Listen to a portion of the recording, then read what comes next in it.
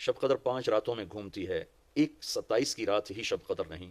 ہمارے پورے ملک میں 27 کی رات اس طرح منائی جاتی ہے جیسے یہی شب قدر ہے، حالانکہ اس کو اللہ نے گھما دیا ہے، کبھی یہ 21 میں ہوتی ہے، کبھی 23 میں ہوتی ہے، کبھی 25 میں ہوتی ہے، کبھی 27 میں ہوتی ہے، کبھی یہ 29 میں ہوتی ہے۔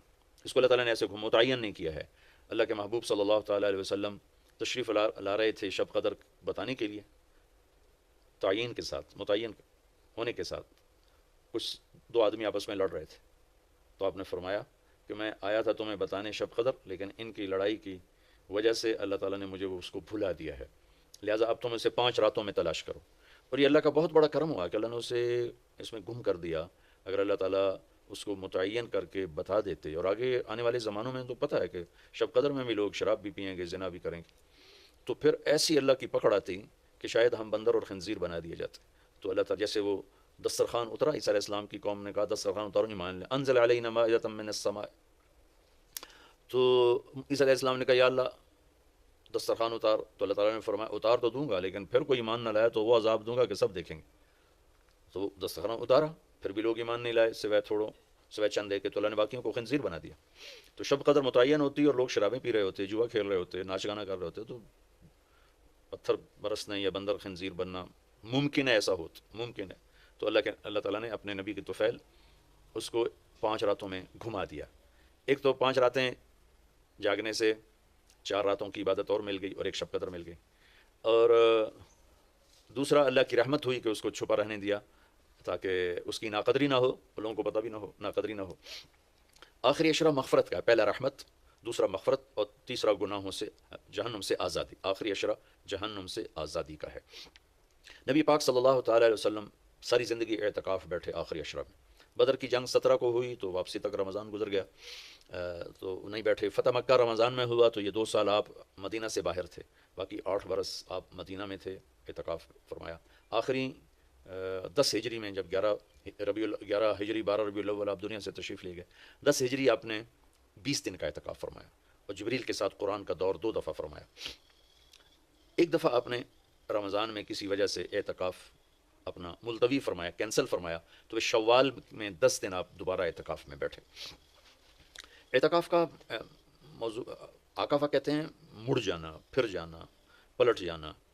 تو اعتکاف کا مطلب ہے کہ اس طرح یکسو ہو کے بیٹھنا کہ دل اللہ کی طرف پھر جائے، دل اللہ کی طرف مڑ جائے۔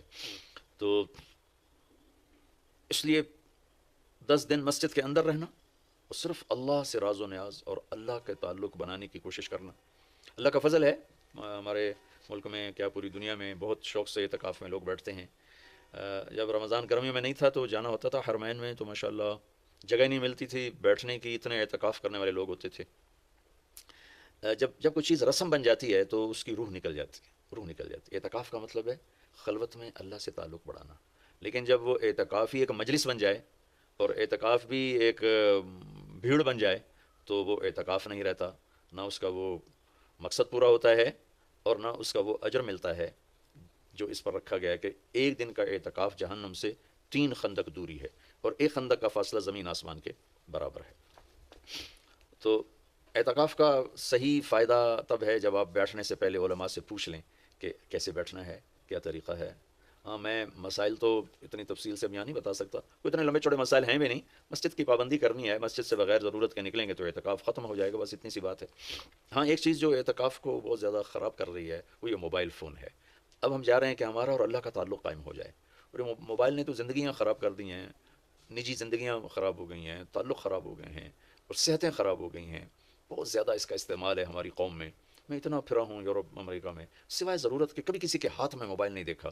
یہاں دیکھو ہاتھوں میں موبائل پکڑ، 2 موبائل پکڑ کے چل رہے ہیں، کوئی کاروباری بھی نہیں ہے، کوئی بڑے زیادہ مصروف بھی نہیں ہیں، 2 3 موبائل رکھے ہوئے ہیں۔ اس قدر احمقانہ حرکتیں ہیں، گاڑی چلاتے ہوئے موبائل سنتے جا رہے ہیں۔ اوہ ہو، میرا ایک بہت پیارا دوست اس حادثے کا شکار ہوا کہ سامنے والا، وہ یہ تو اپنی صحیح لائن پہ جا رہا تھا، وہ اس پہ چڑھ گیا، اس کا تو کھیل رہا، اور میرے ایک دوست قیمتی کی جان چلی گئی۔ تو ہمارے یہاں بہت بے احتیاطی ہے۔ تو کم از کم یہ 10 دن آپ مسجد میں جا رہے ہیں، موبائل گھر چھوڑ کے جائیں، لیپ ٹاپ گھر چھوڑ کے جائیں، اور کئی وہ ویڈیو گیم کھیل رہے ہوتے ہیں، بھائی تو اعتکاف نہ بیٹھ، گھر جا کے بیٹھ جا، اور موبائل پہ لگے ہوتے ہیں، لیپ ٹاپ ساتھ لے کے جاتے ہیں، وہاں کاروباری سلسلے چل رہے ہوتے ہیں، یہ کام تو آپ سارا سال کرتے ہی رہے ہیں، یہ 10 دن اس لیے فارغ کیے جا رہے ہیں کہ میں ہوں اور اللہ ہو، جب تم میرے پاس ہوتے ہو گویا کوئی دوسرا نہیں ہوتا۔ اس طرح اللہ کے ساتھ تعلق بن جائے، اس طرح اللہ پاک کی محبت نصیب ہو جائے کہ پھر ساری زندگی اللہ ہی اللہ ہو ہر وقت۔ وَإِذَا احفظ اللہ یحفظک، احفظ اللہ تجدہ تجاہک، اپنے اللہ کو اپنے سامنے رکھ، اللہ تجھے ہر وقت اپنے سامنے رکھے گا۔ تو ہم تو ہیں ہی اللہ کے سامنے، ہر وقت اللہ کو تو اپنے سامنے پائے گا۔ تو اعتکاف میں بھیڑ اور رنگ برنگے کھانے اور لمبے چوڑے دسترخوان اور بے حساب افطاری سحری، یہ ساری چیزیں اس کی روحانیت کو ختم کرنے میں یہ نہیں کہتا کہ اس کا اجر انشاءاللہ ملے گا، لیکن ایک نوجوان ماشاءاللہ اکثر نوجوان، اور یہ فیصل مسجد اسلام آباد میں تو سینکڑوں لوگ اکٹھے ماشاءاللہ اعتکاف میں بیٹھے ہوئے ہوتے ہیں۔ تھوڑی جو بھائی اعتکاف میں بیٹھنا چاہتے ہیں، یہ میری چند گزارشات کو ضرور سامنے رکھیں۔ موبائل لے کر نہ جائیں، لیپ ٹاپ لے کر نہ جائیں، وہاں زیادہ فضولیات، بے شک اللہ کے دین کی باتیں کریں بھی صحیح، سنیں بھی صحیح، دعوت دیں، دعوت سنیں، تعلیم میں بیٹھیں، لیکن فضولیات میں نہ لگیں، زیادہ وقت دعا میں لگیں۔ اور اعتکاف والے کے لیے یہ بھی ایک بہت بڑی فضیلت ہے کہ اگر یہ سویا بھی ہو تو اس کی عبادت کا ہی لکھا جاتا ہے، اس کا کھاتا، اس کا سونا بھی عبادت، اس کا کھانا بھی عبادت، اس کا وہاں آرام کرنا بھی عبادت۔ لوگ رات کو جاگیں گے تو ان کا جاگنا لکھا جائے گا، لیکن یہ اعتکاف میں سویا بھی ہے تو اس کا جاگنا لکھا جائے گا، اور 5 راتوں میں ایک رات تو شب قدر ہے ہی، تو انشاءاللہ ضرور نصیب ہو جائے گی۔ تو یہ چند ایک تھوڑے احتیاطیں ہیں، اگر اعتکاف میں برت لی جائیں تو ہمیں اللہ کا تعلق نصیب ہو۔ مستورات خواتین جو گھروں میں اعتکاف بیٹھتی ہیں تو وہ ایک کمرہ ہوتا ہے، ایک کمرے کو متعین کر لیا جاتا ہے، اسی میں وہ رہتی ہیں، اس سے باہر نہیں نکلتی، اسی میں انہوں نے دن گزارنا ہوتا ہے۔ وہ 10 دن گزاریں، 3 دن گزاریں، جتنے دن کی بھی نیت کریں۔ اللہ کے محبوب صلی اللہ تعالیٰ علیہ وسلم ہمیشہ 10 دن کا اعتکاف فرماتے تھے، پر ایک دفعہ 20 دن کا فرمایا، اور اس میں شب قدر ہے جو لیلۃ القدر خیر من الف شہر۔ ایک دفعہ آپ تشریف فرما تھے اور آپ نے بنو اسرائیل کے 4 انبیاء کا ذکر کیا جنہوں نے 80 سال اللہ کے راستے میں جہاد کیا۔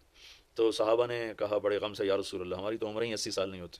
تو اللہ نے اسی وقت یہ آیت اتاری، لیلۃ القدر خیر من الف شہر، انا انزلناہ فی لیلۃ القدر وما ادراک ما لیلۃ القدر، لیلۃ القدر خیر من الف شہر۔ کہ میرے محبوب ہم آپ کی امت کو ایک رات دیتے ہیں جو 80 سال سے زیادہ بہتر ہے، 1000 مہینوں سے زیادہ بہتر ہے۔ تو 1000 مہینے تو 80 سال سے بھی زیادہ بن جاتے ہیں۔ تو کوئی خاتون، کوئی مرد، کوئی عورت، کوئی بچہ بچی، بوڑھا جوان، ایک رات وہ 5 راتیں۔ آج کل تو ہمارے بچے سوتے ہی نہیں ہیں، ایسے وہ کمپیوٹر الٹے چل گئے ہیں کہ راتوں کو جاگتے ہیں، دن میں سوتے ہیں۔ تو یہ 21 23 25 27 29 5 راتیں اگر جاگ لیا جائے، کچھ قرآن پڑھ لیں، کوئی تلاوت کر لیں، کوئی ذکر کر لیں، کوئی نماز پڑھ لیں، کوئی دعا مانگ لیں۔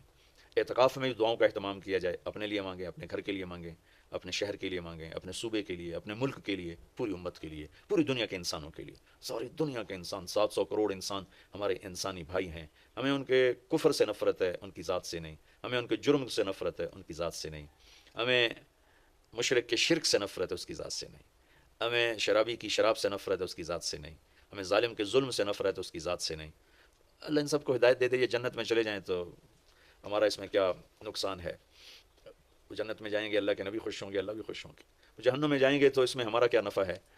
تو ہم تو سب کی ہدایت کی نیت کریں اور سب کے لیے دعا مانگیں۔ پھر جن کے مقدر میں نہیں ہے تو خود ہی اللہ کا غیبی نظام ان کو صاف کر دے گا، جن کے مقدر میں ہے اللہ تعالیٰ ضرور ان کے لیے خیر کے فیصلے فرمائے گا۔ تو دعاؤں کا اہتمام کیا جائے، اور خاص طور پر اس ملک کے لیے، یہ ہمارا دیس ہے، ہماری پناہ گاہ ہے، لیکن ہمارے اپنے ہاتھوں یہ لٹ گیا ہے، پٹ گیا ہے۔ سازشیں ہیں، فلاں کی سازش، فلاں کی ہوتی ہوں گی سازشیں، دنیا سازشوں کی جگہ ہے اور دنیا مکر و فریب کی جگہ ہے۔ لیکن میں تو یہی کہتا ہوں، تو ادھر ادھر کی نہ بات کر، یہ بتا کہ قافلہ کیوں لٹا، مجھے رہزنوں سے گلا نہیں، تیری راہبری کا سوال ہے۔ دل کے پھپھولے جل اٹھے سینے کے داغ سے، اس گھر کو آگ لگ گئی گھر کے چراغ سے۔ پورے ملک کی بددیانتی کس کی سازش ہے؟ پورے ملک میں جھوٹ، یہ کس کی سازش ہے؟ پورے ملک میں ظلم و ستم، قتل و غارت، یہ کس کی سازش ہے؟ پورے ملک میں فرقہ واریت کی نفرت، یہ کس کی سازش ہے؟ پورے ملک میں زنا کے اڈے، یہ کس کی سازش ہے؟ پورے ملک میں جوئے شراب کے اڈے، یہ کس کی سازش ہے؟ دفتروں میں رشوت، بدعنوانیاں، یہ کس کی سازش ہے؟